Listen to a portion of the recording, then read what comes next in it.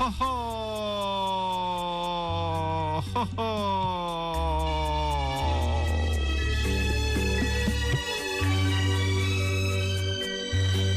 त्योहारको रनको सकिए जस्तो हुन्छ तर सकिएको हुन्न। म पूजा सकिन मात्र पाएको हुन्न, तलाउ पोखरी र खोलाको किनारमा छठको रौनक सुरु भयो। तपाई नजिक भएर जोडिनुहुन्न बेग्लै हो, तर धेरैको लागि छठ माईको आशीर्वादले जीवनको मोड फेरिएको छ। धेरैको तिनका भावनाहरूले अझै पनि छठको पवनीलाई महान बनाएको छ। तपाई हामी सबैको यो जिन्दगीको सुन्दरता त्यहीबाट सुरु भएको छ, जहाँ तपाई आफूलाई सङ्लो भेट्नुहुन्छ, आफूलाई सिङ्गो भेट्नुहुन्छ। खासमा नि तपाई जतिखेर आफूसित जोडिनुहुन्छ, आफूसित सम्बन्धनमा बाँधिनुहुन्छ, तपाई हुनुको प्रामाणिकता डह्रो गरी देखिन थाल्दछ। डह्रो गरी सायद तपाईले पनि अनुभव बटुल्नु भएको होला। जुन दिन तपाई आफूलाई माया गर्न थाल्नुहुन्छ, तपाईलाई अरूले पनि सम्मानपूर्वक व्यवहार गरिरहेको देख्नुहुन्छ। असाध्यै सानो परिघटना हो यो, तर तपाईले त्यसलाई विचार गरेर हेर्नुभयो भने देखिन्छ। जुन दिन तपाई आफूलाई माया गर्न थाल्नुहुन्छ, तपाईलाई अरूले पनि सम्मानपूर्वक व्यवहार गरिरहेको देख्नुहुन्छ। जुन दिन तपाई भन्नुहुन्छ मेरो पनि भन्नु छ, जुन दिन त्यसो भन्नुहुन्छ नि मेरो पनि भन्नु छ, तपाई सुनिन थाल्नुहुन्छ। सत्य जुन दिन तपाई आफूलाई लिएर आलोचनात्मक हुन थाल्नुहुन्छ वा तपाई आफूलाई तुलना गर्ने खेलमा सामेल गराउनुहुन्छ, तपाईसित आफैसित विखण्डन आउन सुरु हुन्छ। तपाईसित तपाई भित्र आएको जुन विखण्डन छ नि, त्यो तपाईले आफैलाई आलोचना गरेर सुरु भएको हो, तपाईले आफैलाई तुलना गरेर सुरु भएको हो। यो खुसी चोर्ने चोर बाहेक केही होइन। अरूसित जोखिनु, अरूसित तौलिनु। तपाई स्वयंभित्र यति बिग्नेका सौन्दर्यहरू छन्, यति बिग्नेका सौन्दर्यका कारणहरू छन्, तपाई त्यसलाई लिएर असन्तुष्ट हुने ठाउँ नै छैन। त्यसलाई लिएर तपाईले गुनासो गर्ने कुनै ठाउँ नै भेट्नुहुने छैन। तपाई र मसित यदि कतै अपुग भएको छ भने त्यो केवल तपाई हुने निर्णयबाट चुक्नुहुन्छ। चाहिँ कोही सानो छ, तपाई हुने निर्णयबाट चुक्नुहुन्छ। तपाई आफू हुनुबाट चुक्ने यो मौका तपाईले जीवनकामा धेरै पटक छोड्नुभयो, धेरै पटक पाएर पनि गुमाउनु भयो र धेरै पटक हाप्नु पनि भयो। आफू हुने मौका के तपाईको जीवनमा सौन्दर्य निस्किने प्रक्रिया त्यति बेलै सुरु भएको छ जतिखेर तपाई आफू हुन सुरु गर्नुहुन्छ। तपाईले सम्बन्धहरू फेर्नुभयो, तपाईले साथीभाइ फेर्नुभयो, तपाईले पढाइ फेर्नुभयो, कलेज फेर्नुभयो, घर फेर्नुभयो। कहिले यो सोचमा काम गर्नु भएन सायद मैले आफू भित्रको मलाई तिरस्कार गरिरहेको त होइन। कहिले सोच्नुभयो? अधिकांश त तपाईँ हामीसित यस्तै हुन्छ। हामी आफैबाट तिरस्कृत हुन्छौँ र बाहिर माया खोज्छौँ। हामी आफैलाई दुर्व्यवहार गर्दछौँ अनि अरूले साथ दिएन भन्छौँ। तपाईँ जतिन्जेल यातना दिनुहुन्छ आफू हुनुलाई, बाहिरबाट पाउने माया, सद्भाव, सम्बन्धन कसैले पनि तपाईलाई तुष्ट बनाउन सकेन। कसैले पनि। तपाईँ मरुभूमिमा पानी खोजी हिँड्ने मृग हुनुभयो। आफू हुनु भनेको नि आफू भित्रको असलपनालाई निकाल्नु हो के। आफू भित्रको असलपनालाई। तपाईँ सोच्नुहुन्छ म भित्र असलपना छँदै छैन, हो त्यहीँनिर चुक हुँदै गएको छ। आफू भित्रको राम्रो मानिसको संस्करणलाई बाहिर ल्याउनु हो कि आफूलाई माया गर्नु भनेको। जिन्दगीको दौडमा तपाईँ हामी कहाँ चुक्यौं भने हामी जहिल्यै यो भन्दा ठुलो, अहिलेको भन्दा ठुलोको दौडमा सामेल भयौं।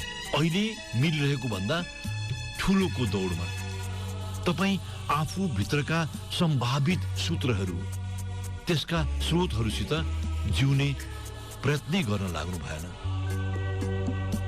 तपाईलाई जहिले गलत विश्वासहरूको पासोमा पारियो वा तपाईँ पर्नुभयो। म त भन्छु तपाईँ पर्नुभयो। तपाईँ जिन्दगीभर जे कुराले सुख शान्ति मिल्छ भनेर कुद्नुभयो नि, त्यो मिथ्या भयो, झुटो भयो, जिन्दगीसित ठुलो धोका भयो। हामीसित ठुलो धोका भएको कति मात्रै हो भने हामीले एउटा निश्चित मापदण्ड खोज्यौं। हामीले सेट मोडल खोज्यौं कि सेट, आफ्नो जीवनको सेट मोडल, जबकि जीवनको कुनै सेट मोडल हुँदैन। असल मानिस हुनुको लागि, असल मानिस हुनुको कुनै सेट मोडल यो संसारमा छैन। हामी त्यसलाई पत्याउन तयार भएनौँ। हामी प्रत्येक भिन्न छौँ। तपाईँ भिन्न हुनुहुन्छ, हामी हरेक भिन्न छौँ र विशिष्ट छौँ। तपाईँ विशिष्ट हुनुहुन्छ। जबसम्म हामी यसलाई पत्यार गर्दैनौँ हामीसित धोका भइरहने हो। धोका भइरहेको छ पनि। आफ्नो ढङ्गको जे गरिरहनु भएको छ नि, त्यो नै यो जीवनको सबभन्दा उत्तम प्राप्ति हो। तपाईँ आफ्नो ढङ्गको जे गरिरहनु भएको छ त्यो यो जिन्दगीको सबभन्दा उत्तम प्राप्ति हो। त्यो भन्दा अर्थक होइन। खोलाहरूमा एक्लै डुङ्गा खियाएर तपाईँ कुनै नदी पार गर्नुभएको छ? सायदै तपाईँले गर्नुभएको होला, सम्भवतः गर्नुभएको छैन होला। तर खोलामा डुङ्गामा एक्लै डुङ्गा खियाएर नदी पार गरेको एउटा अनुभव बटुली हेर्नुहोस्। यो खोलाको धारमा आफूले डुङ्गा खियाएर जाने जस्तै विधि हो कि यो जिन्दगीको असल हुने विधि चाहिँ। तपाईँ अर्कोले कसो गरी खियायो वा अरूले कुन विधि उपयोग गर्यो त्यसको केही पनि अर्थ रहँदैन तपाईँको डुङ्गाको लागि।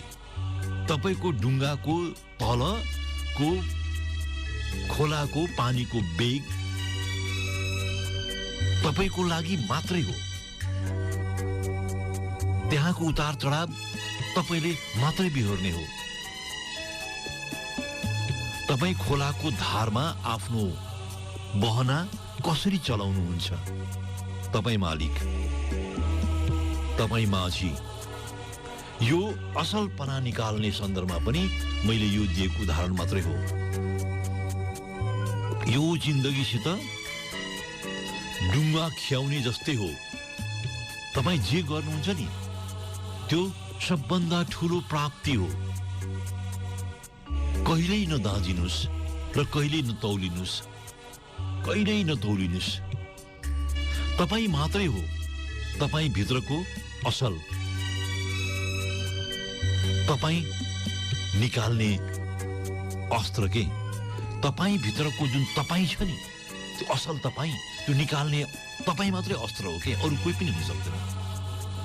जिन्दगीमा असल हुनुको प्रमाणिकता कति मात्रै हो भने तपाईँ उपलब्ध सम्भावनाहरूमा कुन सम्भावनाको नजिक हुनुहुन्छ, कुन सम्भावना मध्ये कुन चाहिँले तपाईँलाई तान्न सकेको छ, त्यसलाई टिपेर बहना चलाउने हो कि।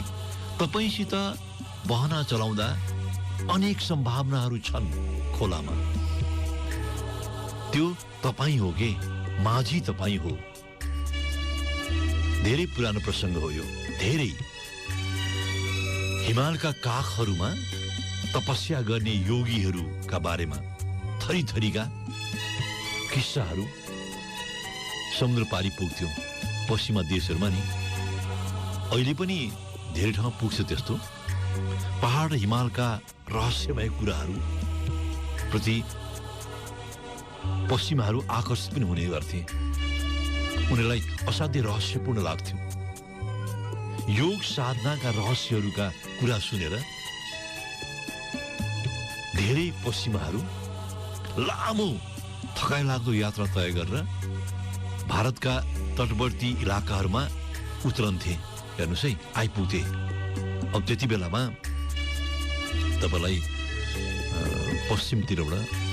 पश्चिमा देशहरूबाट भारत आइपुग्नु भनेको त्यो समुद्री यात्रामा लामो यात्रा तय गरेर आइपुग्नु पर्थ्यो, थकाइ लाग्दो हुन्थ्यो। त्यहाँ आएपछि तिनलाई पहाडतिर, हिमालतिर देखाइन्थ्यो। कहाँ छन् योगीहरू भनेर सोध्यो भने तिनलाई हिमालतिर देखाइन्थ्यो।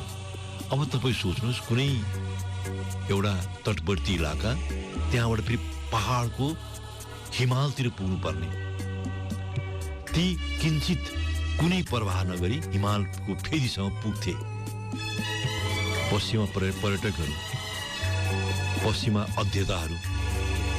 एकपटक युरोपको एउटा चर्चका पादरी त्यसै गरी योग साधनामा लिप्त योगीको खोजमा महिनौ लगाएर पुगेका छन्। समुद्री किनारा बसेका पाद्रीहरू पहाडको शिखर पुगेका छन्। हेर्नुहोस् है, त्यसै पनि गाह्रो, जहाँ योगीहरू तपस्यारत रहन्छन् नि, त्यहाँ पुगेका छन्।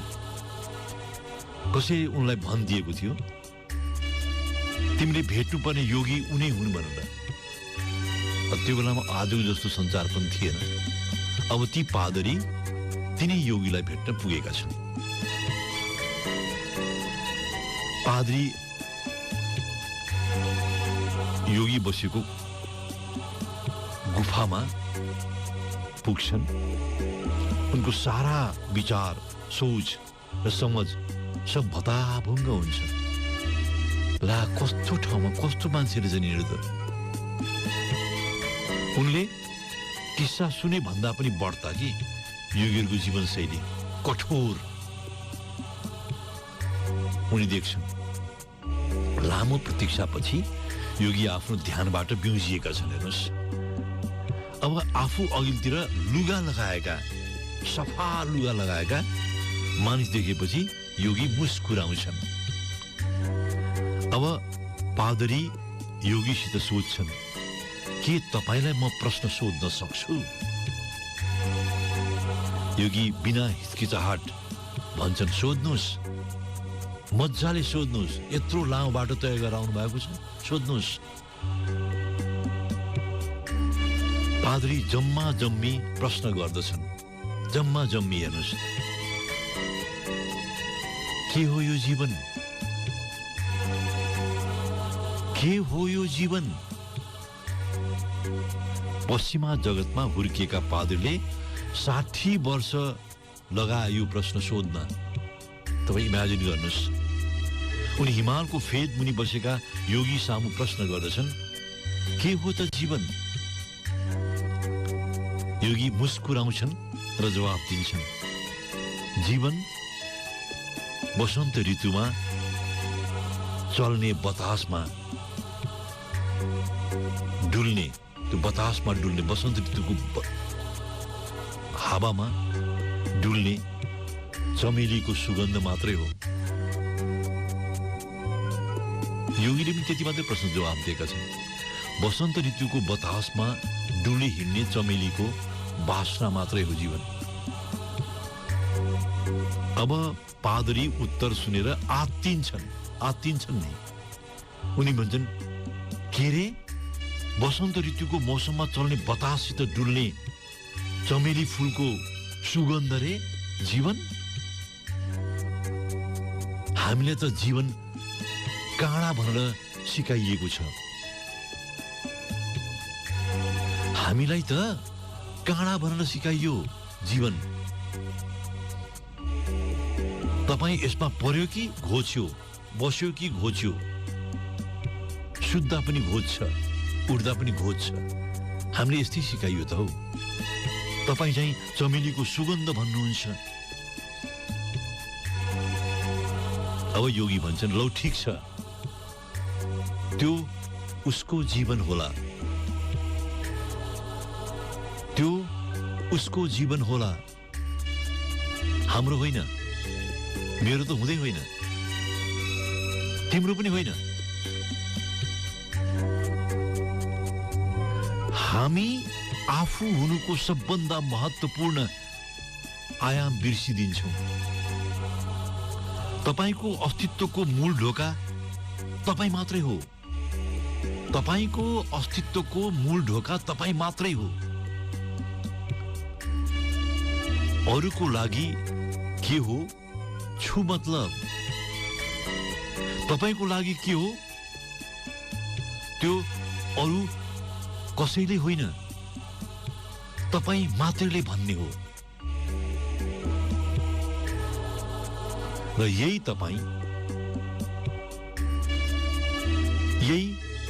तपाईँसित तपाईँ हुनु मात्रै प्राप्ति हो।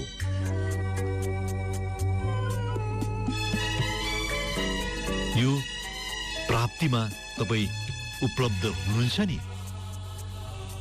तरेलीमा तपाईँ हामी एउटै हुन्छौँ। हस्, फुल चाहनुहुन्छ भने त्यसलाई तपाईँले रोप्नै पर्छ।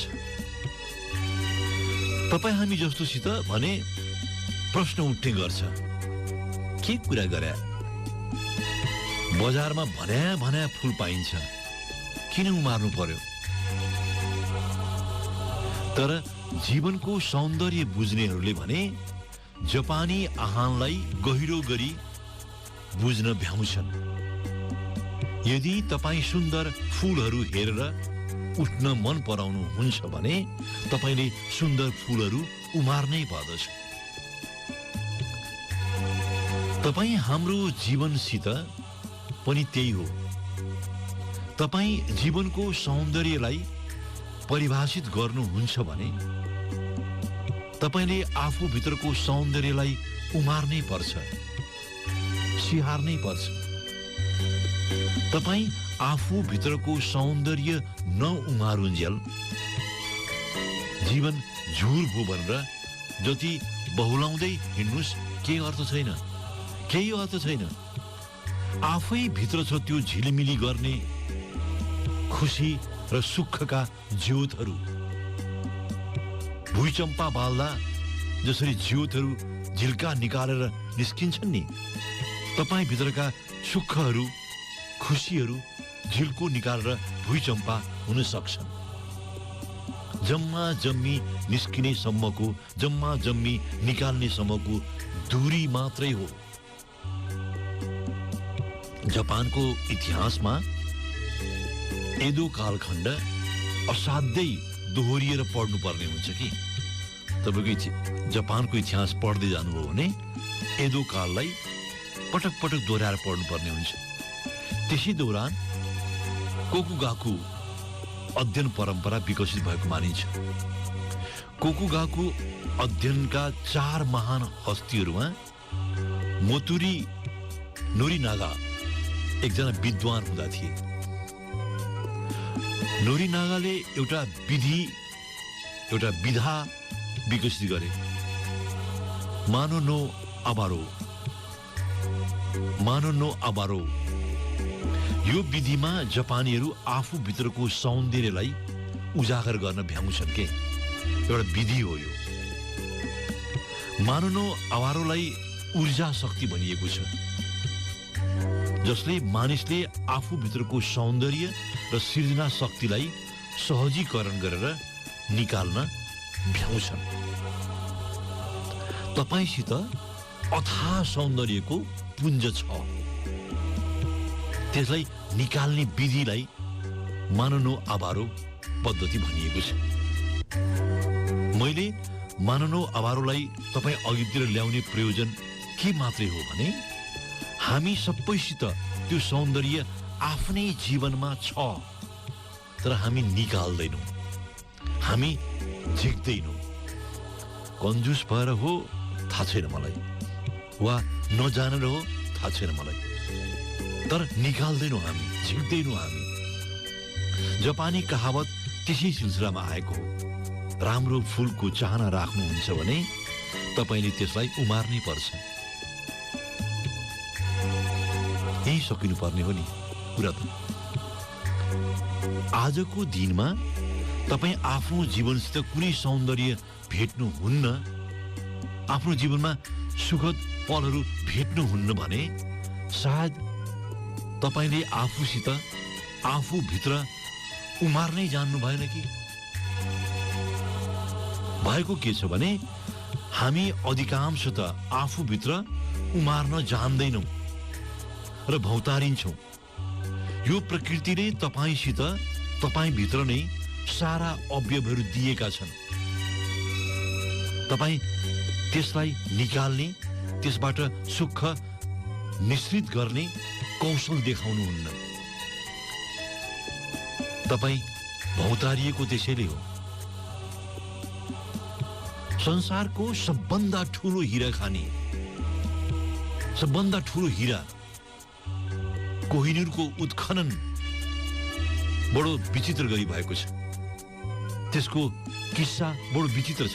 संसारको सबभन्दा सम्पन्न मानिस, कोहिनूर हिराको स्वामित्व लिने मानिस गरिब भएर मरेको इतिहासले भन्छ, खान पाएर मरेको इतिहासले भन्छ।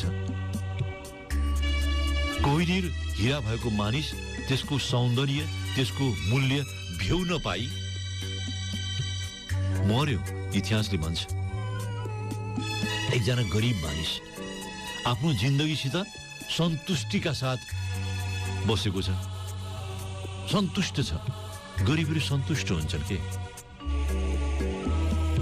आराम थियो उनलाई, कुनै ठुलो महत्वाकांक्षा पनि थिएन, सन्तुष्ट थिए। अब सन्तुष्ट रहनेहरूलाई आफ्नो गरिबी पत्तो लाग्दैन के, उसलाई गरिब छु जस्तो लाग्दैन। जस्तो मलाई म गरिब छु जस्तो लाग्दैन, जस्तो तपाईँलाई गरिब छु जस्तो लाग्दैन नि। उसलाई पनि गरिब छु जस्तो लागेन। अब हेर्नुहोस्, एउटा घटना घट्छ, ऊ रातारात दरिद्र हुन्छ। त्यस्तो पनि हुन्छ कहीँ, रातारात दरिद्र हुने भयो कि भने एक रातको कुरा, उनको घरमा एकजना सन्यासी बास बस्न पुगेका छन्। अघेनामा आगो ताप्दै गर्दा सन्यासीले हिरा खानेको प्रसङ्ग निकाले र उनलाई सुनाए, तिमी के गरी बस्या हौ, कहिलेसम्म खेती गरेर बस्छौ, पृथ्वीमा हिराको खानी छ, पृथ्वीमा हिराको खानी छ, जताततै छ। हिरा खोज्न आफ्ना सारा शक्ति लगाइदिए भयो नि, सारा शक्ति लगाइदिए भयो नि। त्यसो गर्यो भने यो पृथ्वीको सबभन्दा समृद्ध व्यक्ति हुन सक्थ्यो कि। हिजो रातिसम्म सन्तुष्ट किसान अब आजको राति ऊ निदाउन सक्दैन, ऊ दरिद्र भयो, रातभरि निद्रा लागेन। भोलिपल्ट बिहान त्यो गरिब किसान सन्यासीको कुरामा लागेर आफ्ना सारा जग्गा जमिन घरबार बेचबाच पार्छन् र हिराको खोजीमा निस्किन्छन्। भनिन्छ 12 वर्षसम्म उनी खोजमै हिँडिराखे। अरूको सम्पत्ति खोज्न उनले आफ्ना भयभरको सम्पत्ति सखा पारे। प्राय त्यस्तो हुन्छ के, अरूको सम्पत्ति खोज्नको निम्ति, अरूको सम्पत्ति पाउनको निम्ति मान्छे आफ्नो सम्पत्ति सखा पार्छन्। यहाँ पनि यी किसानले आफ्नो सम्पत्ति सखा पारेका छन्। पछि त कतिसम्म भयो भने सम्पत्ति तुरियो, उनी मागेर खान थाले, मागेर भिख मागेर खान थाले। भनिन्छ एउटा ठुलो सहरमा उनी भोकै मरे। यो सुनिएको कुरा हो। 12 वर्षपछि त्यही सन्यासी फेरि त्यही गरिब घर भएको ठाउँमा पुगेका छन्। फेरि हेर्नुहोस् है, घटना कस्तो राम्रो छ। त्यहाँ त सब थोक फेरिएको छ। सन्यासी सोध्छन्, यहाँ कोही अली हाफिज नाम गरेका मान्छे बस्थे नि, कहाँ बस्छन् आजभोलि? अब त्यहाँका मानिसहरू सन्यासीले बताउँछन्, तपाईँ जुन रात यहाँ बास बस्नु भएको थियो, त्यसको भोलिपल्टै उनी त हिराको खोजीमा निस्केका त, निस्के त उनी। सुनिन्छ उनी त भिखारी भएर बिते रे।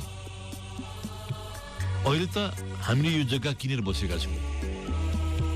अब सन्यासी त्यही छाप्रोमा, जुन छाप्रोमा 12 वर्ष अगाडि उनी बसेका थिए, त्यही छाप्रोमा एकछिन सुस्ताउँछन्।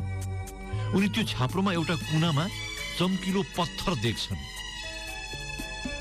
सन्यासी सोध्छन्, के हो त्यो?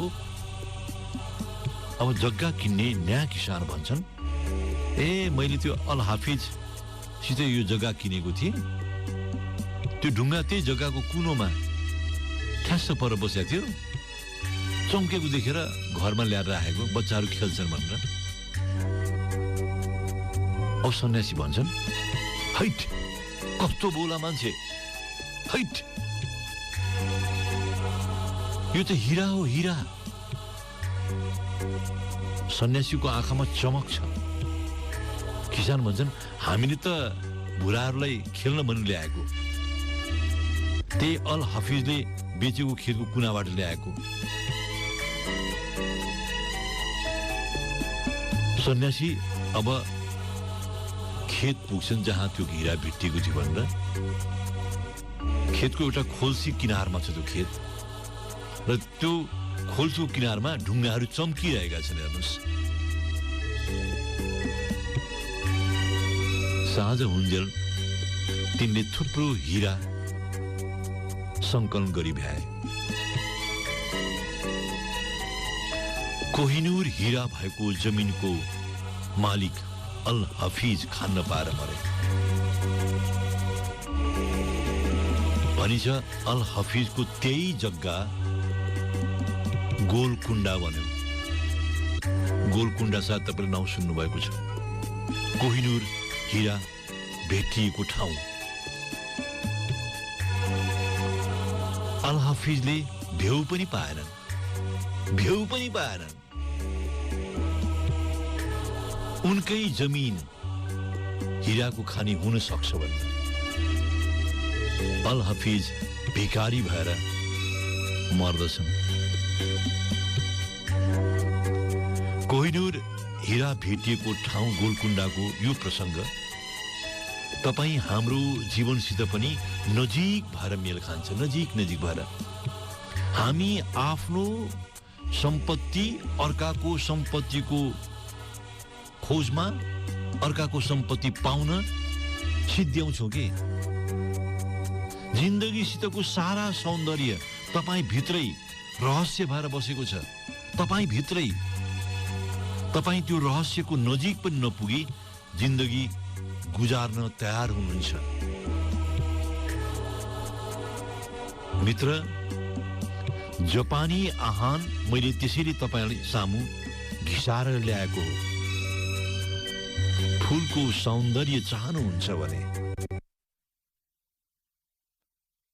तपाईँ आफै अघि नसरुन्जेल जिन्दगीका सौन्दर्य भेटिन्न। बस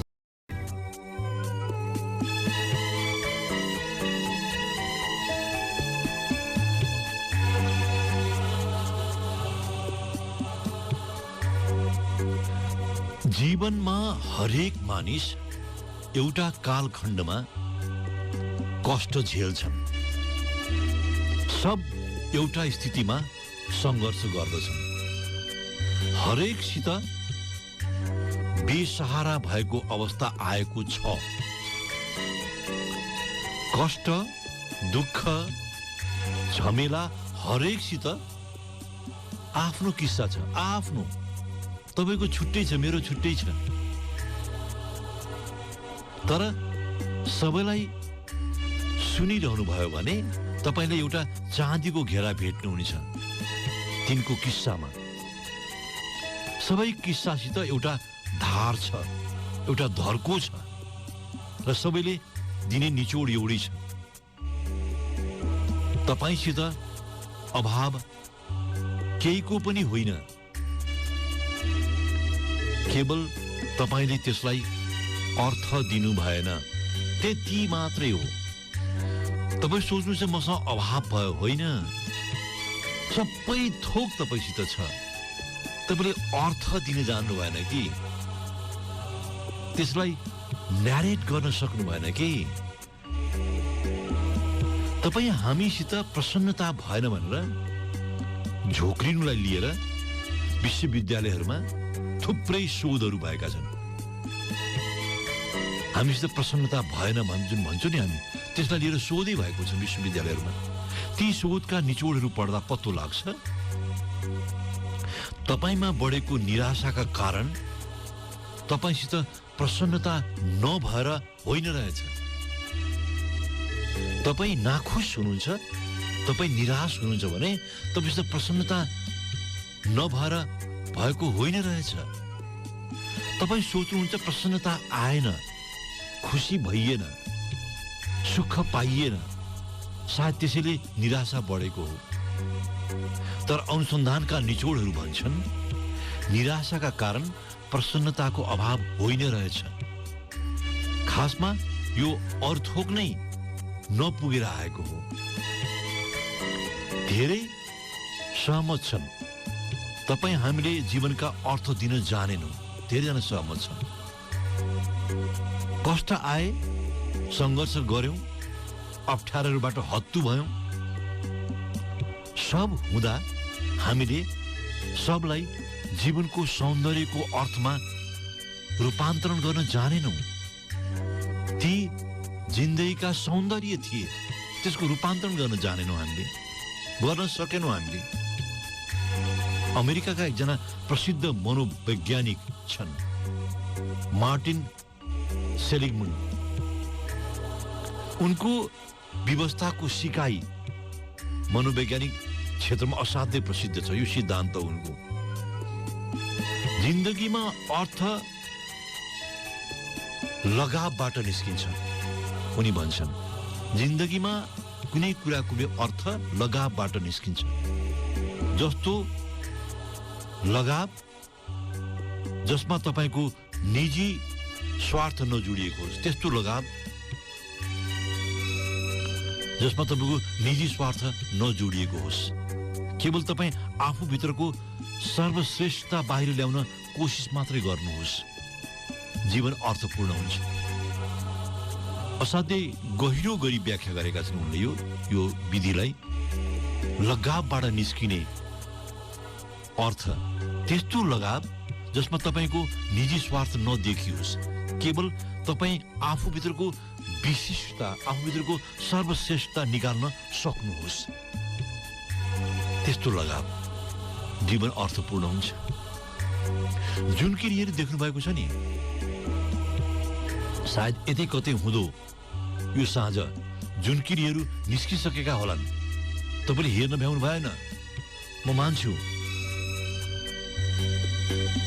जुनकिरीलाई दुई हातको खुकुलो मुठीमा च्यापेर तपाईले कहिले मज्जा लिनु भएको छ?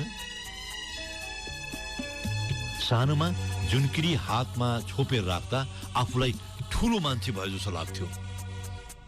मलाई जहिले पनि लाग्यो मैले त सारा उज्यालो आफ्नो मुठीमा बाँधे जस्तो लाग्थ्यो। जुनकिरीहरू असाध्यै थोरै बाँच्छन्। धेरै भए एक मौसम, एउटा सिजन बाँच्छन्, एउटा मौसम बाँच्छन् ती। तर त्यो बाँचेको एक मौसममा तिनले कुनै अँधेरो रातलाई अँधेरी रहन दिँदैनन्। झुन्किरी आफ्नो शरीरको जुन निभ्न नदिई उज्यालो पारिरहन्छन्। झुन्किरी उज्यालो दिएर जीवनको अर्थ दिन्छन् के। हामी रोमाञ्चित हुन्छौँ, रमाइलो लाग्छ। ती जति बाँच्छन् पूर्णतामा बाँच्छन्, एक मौसम बाँच्छन् तर पुरा जुन बालेर बस्छन्। झुन्किरी जुन बाल्छन् लगाव निकालेर। ती जति बाँच्छन् नि आफ्नो सर्वश्रेष्ठता निकालेर बाँच्छन्। यो जीवनमा पनि जो आफ्नो सर्वश्रेष्ठता निकालेर बाँच्छन् तिनले हरपल अर्थपूर्ण बाँचेका छन्। हाम्रो जीवनमा पनि तपाईँ र मैले आफू भित्रको श्रेष्ठता निकाल्न सकेनौं, बरु डर निकाल्यो हामीले, भय निकाल्यो हामीले र जिन्दगीभर त्यसैको झाँकोमा आफूलाई तमास भएर उधिन्यौं। एक पटकको एउटा घटनामा दुईजना साधु घना जंगल बीचबाट कतै गइरहेका छन्। साधुमा एकजना चाहिँ पाका छन्, वृद्ध छन्, गुरु हुनुहुने, र अर्का चाहिँ तन्नेरी छन्। बुढो साधुको काँधमा एउटा झोला झुन्डिएको छ, घरुङ्गो देखिन्छ। अब हिँड्दै जाँदा रात ओर्लिन सक्ने सम्भावना देखियो। बुढो साधु आफूसित हिँडिरहेको दौतरी साधुसित सोध्छन्, चेलो शिष्यसँग, जंगलमा केको डर त छैन नि? केही भय हुने खतरा त छैन नि? युवा शिष्य जोगी भन्छन्, के को भय, के को डर? मृत्यु नै आए पनि के गर्न सकिन्छ, के को डर? उनी त लापरवाह भएर जवाब दिन्छन्। दुवै हिँडिरहेको बाटोमा एउटा कुवा भेटिन्छ। त्यसै बीचमा साधुहरू एकैछिनको लागि त्यहाँ अडिन्छन्, पानी पिउँछन्। पानी पिउँदा बुढा जोगी आफ्नो काँधको झोला तन्नेरी साधुलाई दिन्छन् र मस्तले पानी पिउन थाल्छन् मुख धोएर। शिष्य त्यो युवा साधुले जसै झोला समाए, झोला चाहिँ चाहिने भन्दा बढी गरुङ्गो लाग्यो उनलाई। उत्सुकता बस ती शिष्यले गुरुको झोलाभित्र हात हाले। उनलाई तत्काल थाहा भइहाल्यो झोलामा गरुङ्गो भएर बसेको वस्तु चाहिँ अर्थ केही नभएर सुनको इँटा पो रहेछ। सुनको इँटा साधुको झोलामा। अब उनी बुझी भ्याउँछन् भय कहाँ छ, डर कहाँ छ भनेर।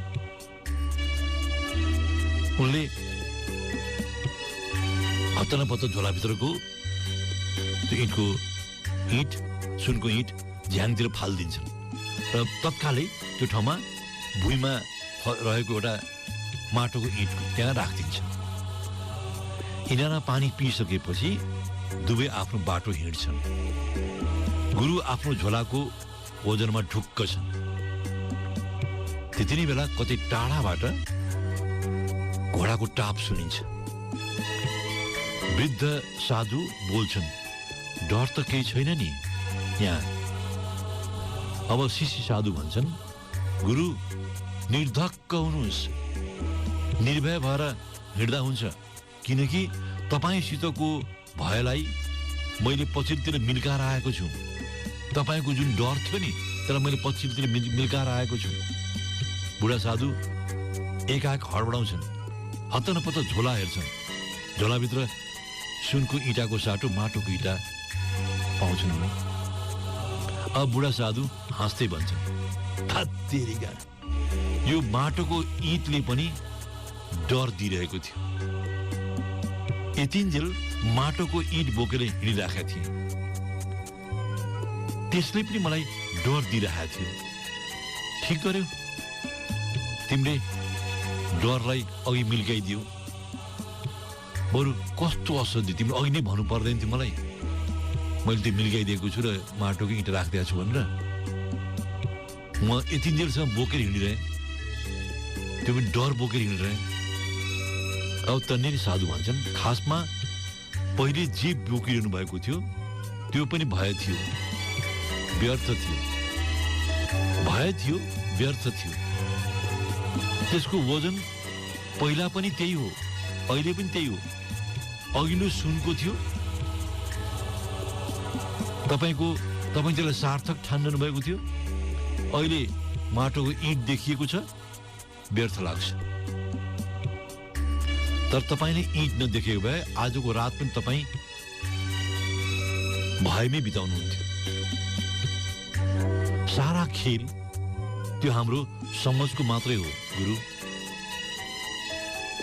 एउटा झुटो इँटले पनि भय दिन सक्छ, एउटा झुटो जिन्दगीले पनि भय दिन सक्छ।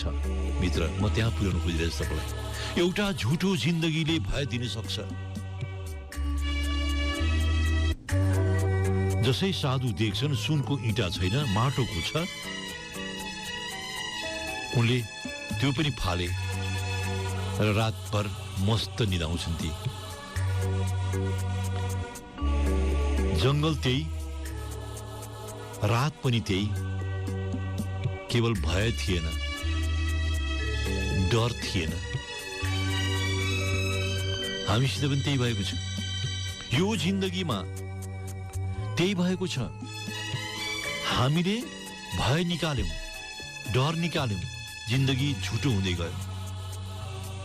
जिन्दगीको श्रेष्ठता निकाल्दा हामीले झोलामा इँटालाई सुनको बोझ बनाएर हिँड्यौं। मुस्किल त्यहाँ मात्रै आएको हो। तपाईँ हाम्रो जीवनका हरेक घटनावली, हरेक कर्तव्य, हरेक सङ्घर्षलाई हामीले अर्थ दिएनौं। हामी लगाव निकाल्न नसक्ने भयौं र त्यहीँनिर हाम्रो जिन्दगीको सर्वश्रेष्ठता अभिव्यक्त भएन। हस्, जिन्दगीसित सौन्दर्य निस्कियोस्, अर्थ निस्कियोस् र यो जिन्दगीमै सबै थोक मिल्ने होस्। म छुट्टियो त्यसो भए। म भन्छु